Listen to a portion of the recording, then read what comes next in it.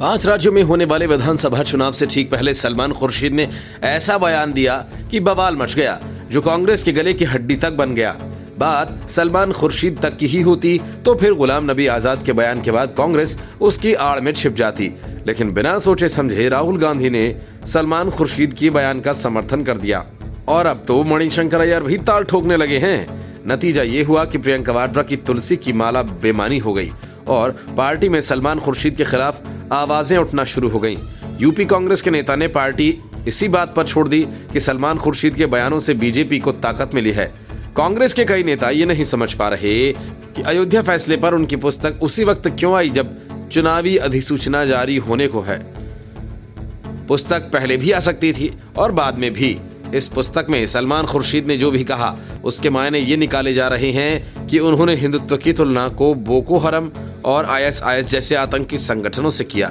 सलमान की तरफ से खड़ी हुई इस मुश्किल पर कांग्रेस ये नहीं समझ पा रही है कि वो चुनाव के मौके पर ही पार्टी के लिए क्यों मुश्किल खड़ी करते हैं।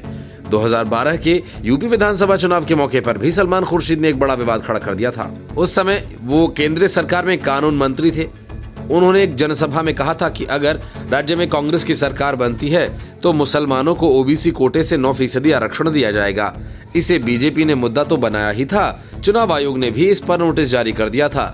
कांग्रेस को तब भी उनके इस बयान से पल्ला झाड़ना पड़ा था। यूपी के 2012 के चुनाव में कांग्रेस को कुछ हाथ नहीं लगा। उल्टे 2014 के लोकसभा चुनाव में भी उसे केंद्रीय सत्ता से बाहर होना पड़ा था। पार्टी की एंटनी कमेटी की रिपोर्ट में हार के जो कारण गिनाए गए थे उनमें 2 बयान भी शामिल थे। एक तो प्रधानमंत्री के रूप में मनमोहन सिंह का कि देश के संसाधनों पर पहला हक अल्पसंख्यकों का है, दूसरा सलमान खुर्शीद के मुसलमानों के आरक्षण वाला।